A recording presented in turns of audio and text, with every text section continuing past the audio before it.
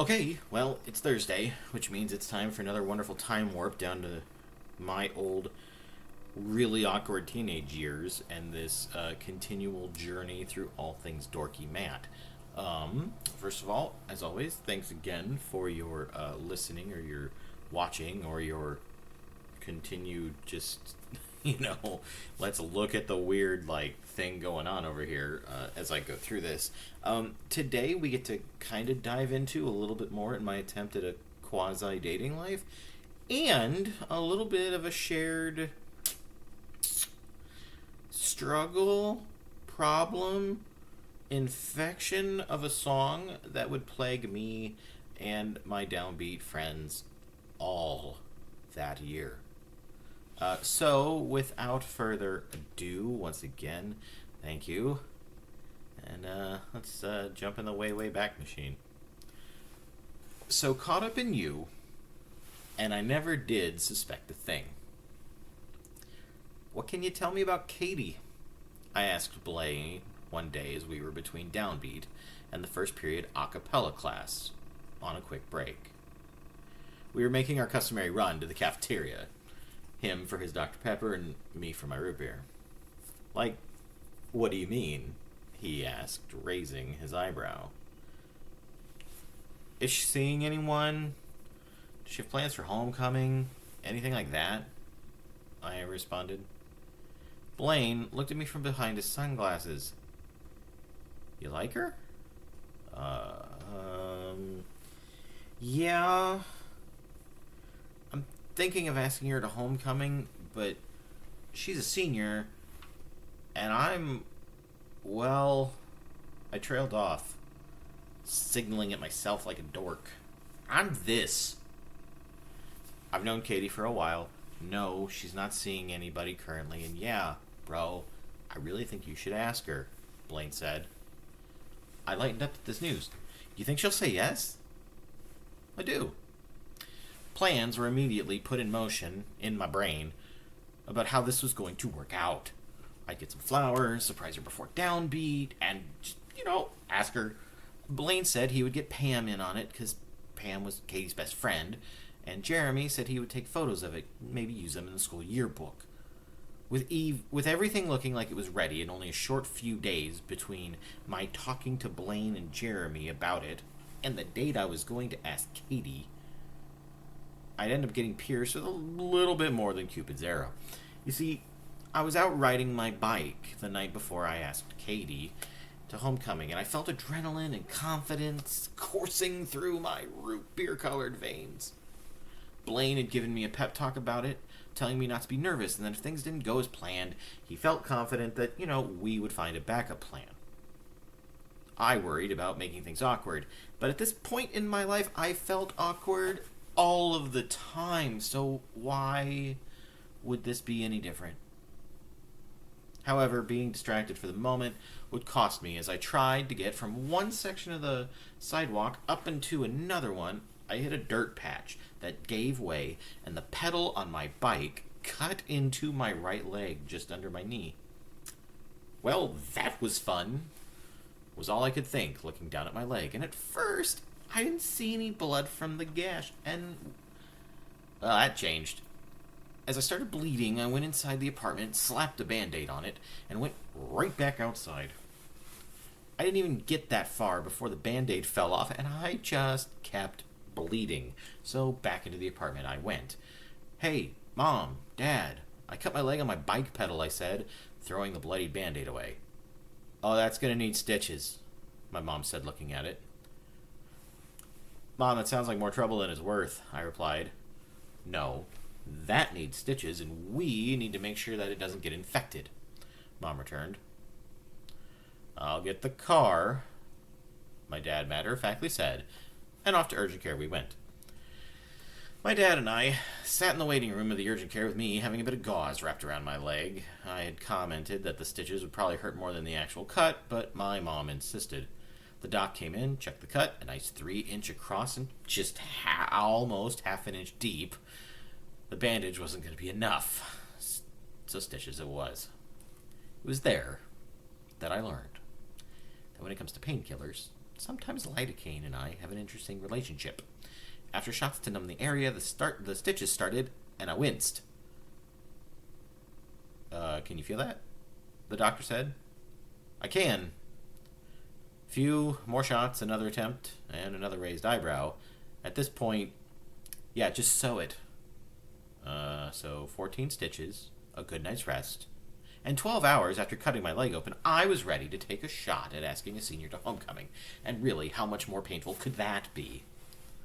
The next morning, I was hiding behind a few cabinet doors when Katie walked into the choir room, and Blaine, Pam, Jeremy, and others were all in position as buffers, so she couldn't see me.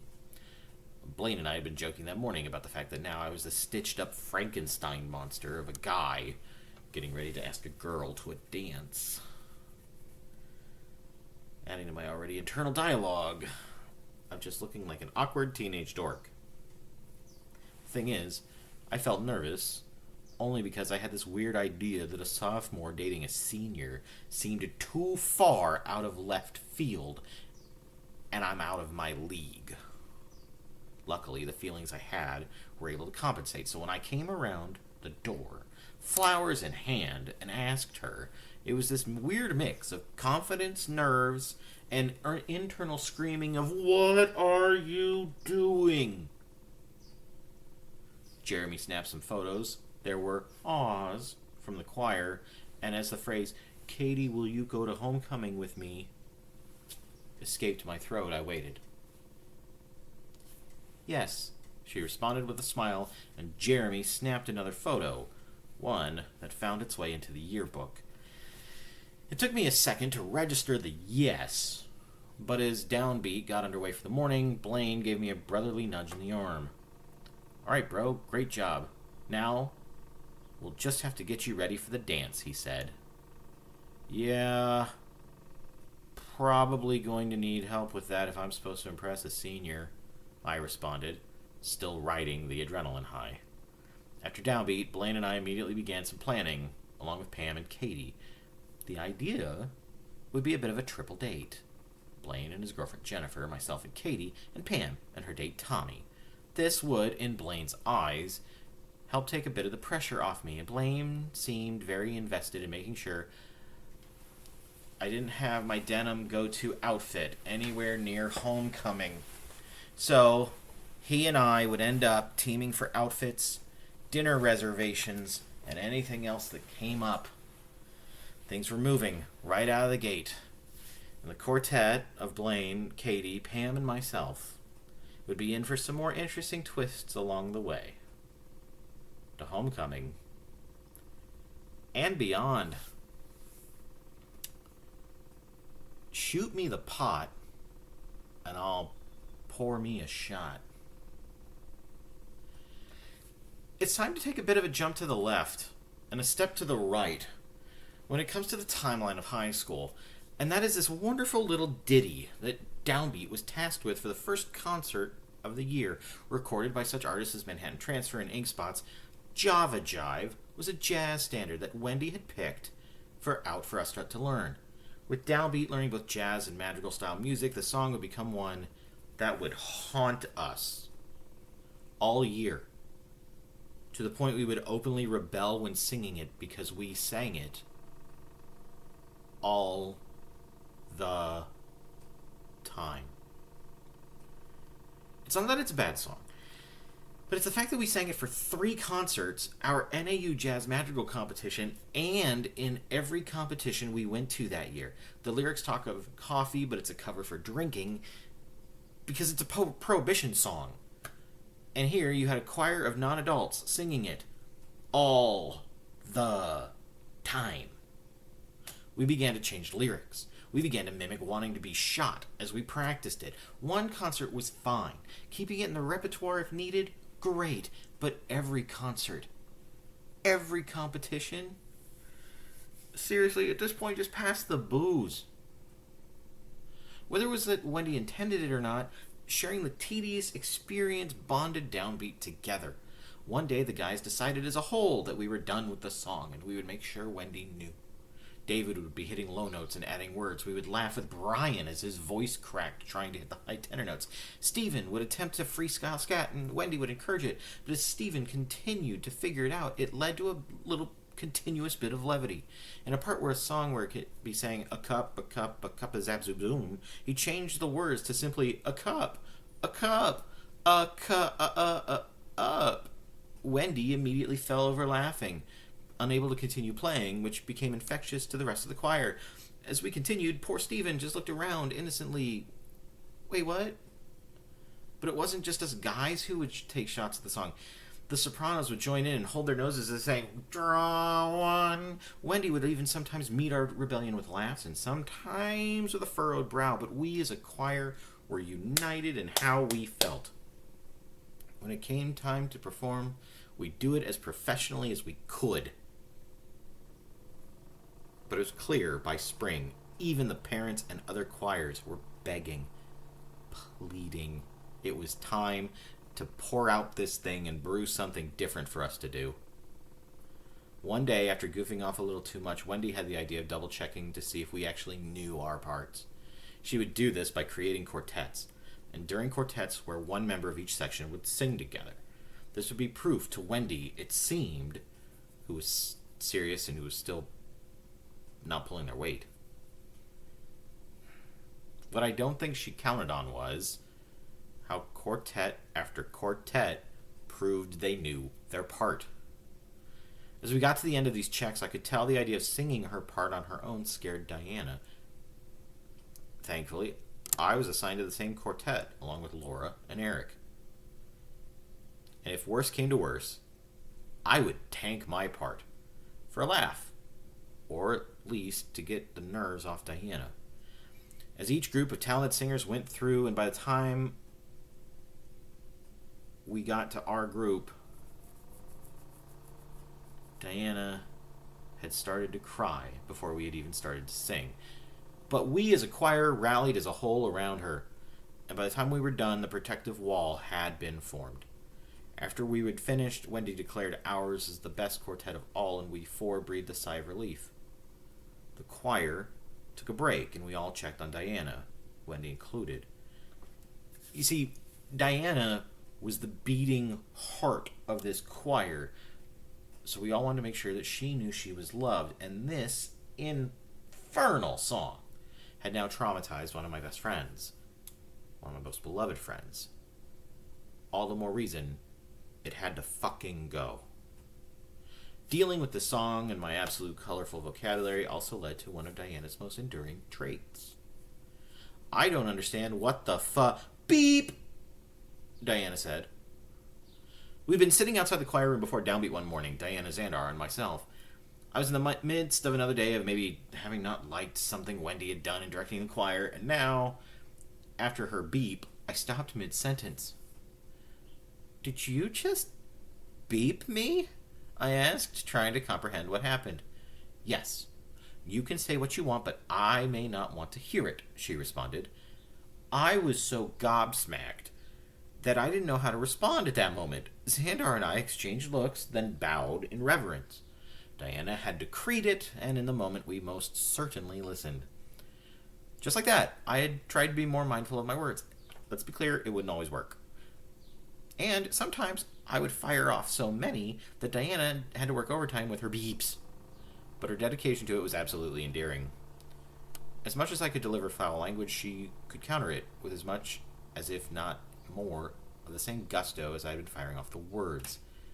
But there was also something more, a big sister-like oversight to it all. I knew that if there were ever times I cursed and she didn't beat me, I took that as my cursing was warranted. There were probably very few instances of that, but when they arrived, it also felt comforting and empowering that I was in the right and not just being vulgar. Sometimes, as we waited for downbeat to start, we choir members may have even just been throwing F-bombs out there to get her to beep. We never wished to offend her, and she didn't seem to understand that we were doing it because we loved to interact with her, and she would smile and laugh as we beeped. Diana, even through these simple beeps, also proved to be the one thing that a young, impressionable, naive kid needed. A moral compass. Alright, the behind-the-scenes baseball stuff of my camera only records a certain amount before I have to, start it again. Anyway, All I need is half a chance, a second thought, a second glance to prove I've got whatever it takes. The month of October 1999 was one that moved fast and furious for me as a few things started to pick up steam. As both Homecoming and the first concert of the year were both coming up, and fast. At this point, to say I was crushing on Katie would be a bit of an understatement, as I was just still reeling over the fact that we were going to Homecoming together.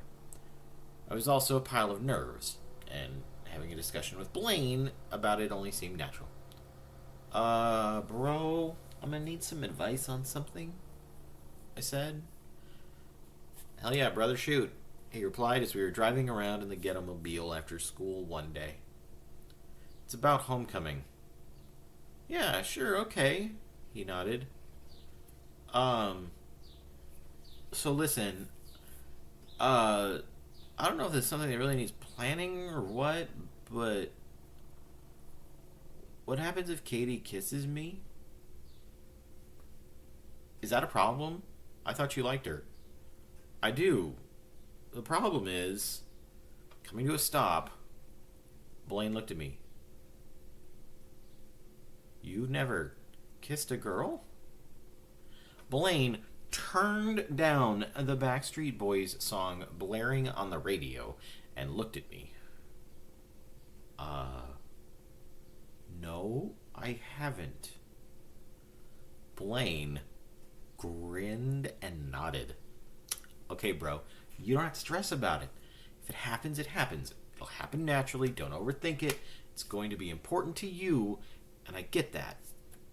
But don't go, looking for it. I mean, okay, listen, I love you, but isn't that easy for you to say? Was my retort.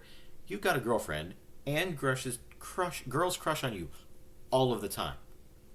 This is all new to me. Don't stress about it, just have a good time, he reaffirmed. And just in that kind of short conversation, it reinforced that when it came to Blaine, no topic felt uncomfortable. He was the big brother I'd never had, and riding around listening to music, hitting up McDonald's, and heading back to school the next day just continued to be how we operated. Wendy called us the Goof Troop because together we could be obnoxious, but we had a lot of heart in everything we did. Even when it came to navigating high school stuff like me, trying to figure out what the fuck I would do in a situation where I might be kissed in. And matters of the heart weren't just on our minds, but on others as well. And it would come to a bit of a head one morning during one of the daily renditions of Root Beer and Waiting with Diana and Xandar. We were sitting outside the choir room, and it was just the three of us, as was custom those mornings. The carpeted floor was hard, and textured walls dug into our backs because, well, Xandar and I's little stances on chivalry, if there were any chairs left in the hallway, they were reserved for Diana. I have a crush on a guy, Diana said, snapping our necks in her direction. Xan looked at me, I looked at him, and then we both looked back at Diana. Tell us more, Xan said, and we were immediately intrigued. His name is Zach. Uh-huh, I responded. I know him from church. He's really sweet. So, when are you going to tell him how you feel? I asked. Xandar and I would ask Diana this same question a few times over the coming weeks, but Diana would always say she was too shy to tell him. We would ask for updates. And as, things continued on, her unrequited affection for Zach continued to grow. We would commiserate on our crush's mixed signals, but despite all of this, all she could do was pine for him, and all Xan and I could do was tell her to take the leap. While we wanted to be open to listening to her, it was evident that things maybe just needed a slight push. Lady Diana, it's time to tell him how you feel, I said. You don't know what could happen. And what if he doesn't feel the same way? She asked. If he doesn't feel the same way, then he's an idiot, I responded. Agreed. Xandar joined in, nodding. We meant it. And I think Diana knew it. Okay. Maybe I'll ask him to homecoming, she said. That would be a great idea. You should do it. She would ask Zach to homecoming. And they would go. And it wouldn't be the last dance that they had together. Something that Zan and I were all too happy to hear about, even years later. First to come, the last to leave. Goof Troop, can I get your help with something? Wendy yelled down the Performing Arts Hall, and Blaine and I jumped up to answer her. And can you bring help? Jeremy, Xandar, and David were right behind us, and we walked into the auditorium to find Wendy standing on the stage. She had boxes in front of her, and we climbed up to join her. She handed out pairs of scissors. We all worked on getting all the boxes open, and inside more boxes, and each of them labeled. Microphones, cords, batteries. Another had speakers and tripods. Holy shit, Blaine said. Language, Wendy replied. No, seriously, boss, I said, looking into the boxes. Holy shit. Okay, listen. This is completely new, and I don't know how it'll work. The soundboard and everything was delivered, too, Wendy said, motioning off stage. She looked at the group of us. Do you guys think you could figure out how to work it? The five of us all looked at each other. And we nodded. I want us to be able to practice with it before the concert next week, so take all the time you need to learn it this week. Then we will lock it up with the piano when you are done. Can you then be here early to make sure that it's set up on concert night? She asked. You want us to be the tech team, don't you? Xandar asked. If you guys feel comfortable doing it, she said, and she nodded. Consider this stuff yours to take care of. Our babies, Blaine yelled ever so dramatically, hugging some of the microphones. Wendy laughed, and we all started looking at the equipment. Jeremy put his hand on his head. Guys, there's like hundreds of dollars worth of stuff here. These mics are like $50 to $75 a piece. 79, David said, pointing out a sticker. There's like 20 of them, Zan said, counting. The soundboard, the speakers, Jeremy continued to calculate. We've got like a small fortune on our hands. For the next couple hours after school, we put all the mics and cords together. We tested each one. We worked the soundboard, figured out what it could do. We put up speakers, took down speakers, tested speakers and monitors for feedback. We built mic stands and labeled them. We got labels out for microphones and put mics and cords in mic bags. With 19 of us in Downbeat at the time, we had just enough microphones for each of us and 3 extra. 22 in all, and when everything was cataloged and tested, we started looking backstage as we figured out the best places to hide the soundboard. I had grabbed a notebook and began to sketch out what show night would look like. We'll get here about an hour or so early so that we can set everything up and test it and double check it. Band and orchestra won't need microphones. Downbeat will. Chorale maybe 1 or 2. We'll have to get it on and off quickly, I said. Cats. We'll need to time how long it takes to unplug and move the speakers and monitors off stage, Zan replied. Don't forget, we have to count for risers and seats, Jeremy added. Okay, then we'll make it all work, Blaine said. For now, no one touches the stuff but us without the boss's okay, I said. No one touches it but you guys, I heard from behind me, and we all turned to see Wendy. You 5 are choir tech. Call time for you guys will be an hour and a half before the concert. And that was a call time we would always keep for all our concerts for the rest of our high school years. Ain't nothing but a heartache. Ain't nothing but a mistake. Okay, so we're going to be part of the assembly before the homecoming dance, Blaine said to the assembled group of Jeremy, Xandar, and myself. I'm sorry? I asked. Well, we're going to sing a Backstreet Boys song, he replied. Since it's popular and we're choir guys, they asked us to perform it. It'll be something fun for the crowd and get people to see what the choir's made of. In front of the whole school? Zan asked, raising an eyebrow. Yeah, so we need to practice, Blaine said, moving to the CD player in the choir room as we hung out after school one day. He'd gotten permission from Wendy for us to practice, and he handed out the lyrics of the song along with the parts we'd be singing.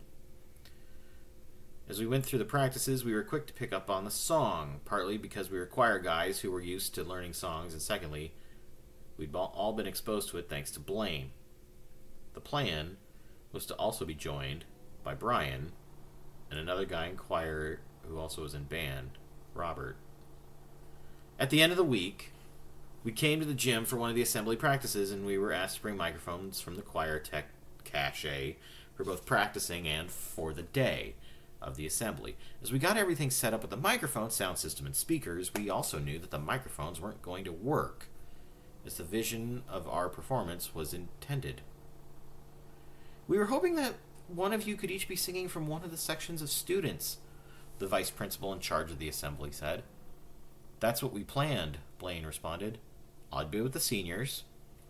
I was going to be in the sophomore section. I raised my hand. Freshmen, Xandar added. Juniors, Jeremy said. Do you guys have extension cords? The VP asked. Not for these, Jeremy responded. What are our other options? The VP asked again. Give us an hour, Blaine replied. The four of us stepped off to the side, and we all agreed to pitch in some money to buy some wireless mics we could clip to ourselves, and then we could donate the microphones to the choir department. Blaine and Jeremy rushed off to the musical store to make the purchases while Zan and I ran sound for the rest of the rehearsals. After the first run-through of the assembly, Blaine and Jeremy returned, bag in hand, and we set up the wireless microphones to the sound system. Clipping them on, testing them, and taking our places on the empty risers, which we would sing from, the musical track came to life, and the four of us sang the boy band favorite to a happy collective of Mountain Point cheerleaders and dancers who were assembled for their own performances. Once finished, we soaked in the applause. The VP thanked us, telling us we could lock up the microphones and the sound system, and told us our call time was the next morning for one more rehearsal. And this was going to be even a little bit earlier than Downbeat. Did you see how the girls reacted? Blaine asked, grinning. We're gonna be a hit. For a group of teenage guys, it was not lost on us the response that we had gotten. The next morning, I walked through the doors of Mountain Point, dropped my stuff off by the choir room before Downbeat, and headed to the auditorium. And as I did, Blaine was there, and he didn't look happy. You're early, I said, surprised. They cut us, he responded. They did what? Jeremy asked as he arrived right behind me. They fucking cut us from the assembly, Blaine repeated. Why the fuck would they do that? I asked. Apparently, they say the assembly's running too long, so they're cutting us. Blaine sighed. We got such a great reaction last night. We bought mics, I returned. I know, and we can return those, Blaine said. He dropped his head. This sucks. We were pissed, and we were not going to hide it. Xandar arrived, we filled him in, we filled in the others, and the vice principal came to address us. She began with an apology and a reason, and then asked if we had anything to say, and we were well within our right to be disappointed. It was just the four of us, this tech crew, after Brian and Robert left. And so I started. So I want to be clear, I began. You asked us to be part of this to showcase choir and performing arts, right? Yes, she said. And then, to save time, you're cutting us, the only performing arts group in the assembly, Blaine asked. Even though everyone loved what we did last night? Unfortunately, yes, and it's not because we don't think you are good, and we understand you bought microphones, because you said you wanted us in the crowd. This came from Jeremy, who stood with his hands folded across his chest. How many sport groups have something in the show? As Xandar asked. A few, came their response. We all laughed. And she was quick to try and respond. This is not about putting sports above everything else. Oh? Blaine said, and I could see that and sense that bit of smartass rising in him, that awesome side of my brother I looked up to. I think that's exactly what's going on. We came in last night, sang, and got the dancers and cheerleaders all singing along and clapping. We can showcase the choir and the musical department, and instead of cutting something from a sport that's not even being played right now and doesn't need to be part of the assembly, you cut us. And then you give us some crappy reason about there not being enough time in the show. The vice principal at this point looked like she'd been caught like a deer in headlights. The four of us stood there. She had no response. "This is bullshit," I responded. "I understand you are disappointed," she began. "Find someone else to run sound for the assembly," Jeremy said. "What?" she asked. The four of us were in asshole mode, and we leaned into it hard. "You are borrowing the soundboard and speakers that belong to the choir department, but we aren't going to run it. Find someone else to do it, and when the assembly is over, we're taking our stuff back. Don't ask us to run sound for you ever again," Blaine said. "You can take it up with our director." Listen, we knew we were being assholes. We knew we were being disrespectful, and if she wanted to, at any moment the vice principal could punish us. But the four of us, united, didn't give a fuck. We walked away, leaving her standing there. When I arrived at my second hour English course, Mrs. Duncan, my teacher, and the teacher who oversaw Jeremy and the yearbook immediately pulled me aside. "Jeremy told me what happened, and that's bullshit," she said in a frank and honest moment between teacher and student. It also showed we had support, and I nodded. "Yeah, it really is," I responded. "Thanks. I know the assembly's this hour, but I've told Jeremy if he just wants to stay here, that's fine. Consider it your place, you can protest," she added with a smile. When it came time for the assembly, the four of us did go. But instead of sitting in our different assigned grades, we all stood off to the side, together. Even though we were cheated out of the chance to perform, I could not break away from boy band music altogether. It was really popular in late 1999 and into 2000, and a lot, and I mean a lot, of my female friends went through a seemingly boy band phase, where they all seemed to enjoy what the singers and bands looked like. Whereas Blaine could pull off that look, I had another skill I was happy to use, and that was my writing. But I was going to do it in my own way, and with a little bit of inspiration from both Weird Al Yankovic and George Romero, I undertook the rewriting of popular boy band songs, turning them into zombie-inspired spoofs.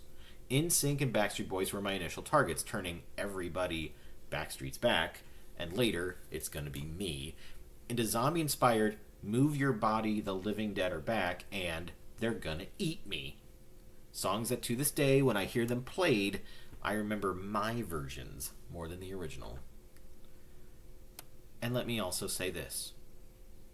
We would have been fucking awesome in that assembly. And me, all starry-eyed. With all the lead up to homecoming, including me and Leslie S. from Downbeat going to salsa dancing lessons together, the school put on to go with the theme of the night, when the night arrived, I was ready, albeit very nervous. To offset some of the nerves, Blaine had come up with that idea of the triple date, and so Blaine and his girlfriend Jennifer, Pam, and her date Tommy, and me and Katie all went out to have dinner together, arrived at the dance together, and took pictures. You see, back in the day, you had formal pictures taken, and you had to wait for them to be developed, and so the six of us got together for a group photo, and then Katie and I had one together. Both of these photos are still floating around in my parents' house, as I recently found them tucked away in a box. Katie and I spent the night dancing together, though I would also get in a dance with Pam and Emily, while Katie danced with Blaine or other friends from choir. And as the night went on, I kept noticing that Blaine was giving me a look. In between songs, as we stepped to the side from our dates, he took me, nudged me on the shoulder. "Everything seems to be going well," he said, a devilish grin appearing on his face. "Yeah, well, I haven't screwed it up yet, and I've got one hell of a date," I responded, nodding and, running my hand through my hair. "Look at you, crushing hard," you still nervous? I mean, yeah, was all I could respond with, but I was trying to give a brave face. A brotherly slap to the back followed. Good for you. As the dance came to an end, the group had planned to go over to Katie's to watch a movie and have a bit of an after-dance hangout. Tommy was going to head home, however, and Blaine was going to drop off Jennifer before joining us. So really, it just ended up being Katie, Pam, me, and Blaine. The girls got changed into pajamas, and we all settled in for the movie. Blaine and Pam sat across the room while I sat on the couch. Katie sat down next to me and then laid her head in my lap. We turned on a movie and at times chatted, but at one point, close to the end, I looked down at Katie and our eyes met. She smiled, leaned upwards, and we kissed. Quick, simple, nice, and a first. Katie returned to laying her head on my lap, and when I looked up, Blaine was smiling and nodding. My goofy ass smiled back, and when the movie ended, Katie and Pam walked us out, and Katie thanked me for a nice night. Blaine and I jumped into his car and headed back to his place, where I was going to spend the rest of the night. So? He asked. Well, I didn't overthink it, I said, and it still felt like I was not myself for a minute. Told you. Congrats, bro, he said. We drove back to his place after a bit of a road trip, and once we got there, we crashed for the night. But not before watching Dawn of the Dead and having a shit ton more laughs. And that drives us all the way up right to the first choir concert of the year. It's one of those things I can remember just almost entirely in my brain, the outline of what Katie's house looked like and everything like that. It's just one of those things. It's one of those interesting moments that then I go home and I write about for ever. There is definitely more to the quartet of us. Katie, Pam, Blaine, and I become this quite interesting foursome, both in choir and out of it, that I look forward to at least telling some of the stories too. And that's kind of that's going to be a little bit of a segue here just for a second before I say goodbye. When I've been editing and working on this book, one of the things is what do I put in? There's a lot. When I wrote this, it's 400 pages because it's just these bits and pieces of all these things that I found. There are memories that I have that are almost like director's cut chapters. I completely skip over the fact that in freshman year during chorale, Brian, Jeremy, and I spent an entire period of chorale class because it was just after concert free time, sitting in a hallway, all doing 3-guy a cappella Billy Joel's For the Longest Time. It's so all of these stories that I'm telling are just a little bit of what I remember and do. It's just, gosh, to write all this out and even think about publishing it or letting people read it would just be Game of Thrones length of just high school weird stories. Anyway, one of the stories that I originally hadn't put in the book but decided to was that story about the homecoming assembly, because one, it does just make us sound like really just asshole teenagers, which, I mean, let's be honest, teenagers can be assholes sometimes, but also at least for that foursome of me, Jeremy, Zan, and Blaine, we just immediately knew and gelled together that it was this all for one and one for all type of thing, which is in part of why I wrote what I wrote, because these relationships that I have with them and other people, some of which will continue in the next few weeks, are so important and paramount to me, even 25 years later after some of these stories. Anyway, next week, I get into a little bit more, and something happens that I will say at the time was small, but it became a lot bigger as I reflected and noticed it over time. But there's your teaser. Once again, thanks for listening and watching. Apologies for the background sound of cats and dogs and movement. But part of my dorky attempt at this was to do this very just kind of low tech and all me. So until then, spin some vinyl, be good to yourself, and keep on rolling.